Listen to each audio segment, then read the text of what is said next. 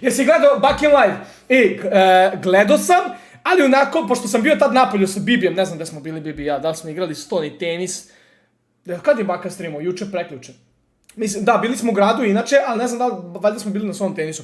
Ulazio sam par puta na Back in Live, kad je streamao sa njom, i vidio sam fucking 80.000 gledalaca. Znači, ja ne mogu da verujem, ja sam toliko bio ljubomoran.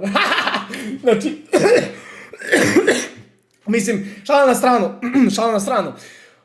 Pokido lik, ja ne mogu da verujem da na Balkanu nekog je gledalo, to je Baku Prasito, 80.000 gledalca. Ja ne mogu da verujem, majke mi moje. Znači, svaka mu čast. Mislim, neko će... Pazi, znaš kako je to? Ja da prozivam Baku, neko će reći ljubomoran. Ako ga budem podržavao, neko će reći čmariš mu se. Ja se nikad nikom... Ni jednom youtuberu se nikad nisam čmario, to svako zna. Znači, nikome se nikad nisam čmario. Ali smatram da je lik pokido. Znači, po 83.000 ljudi. Evo, mene gleda sad 6.800, pa mi je to puno jebote. I 10.000 ljudi kad me gleda, ne mogu da verujem. Svaka mu čast, znači svaka čast, brate, nema šta, mislim, svaka čast, brate, svaka čast, ne znam šta reći, brate.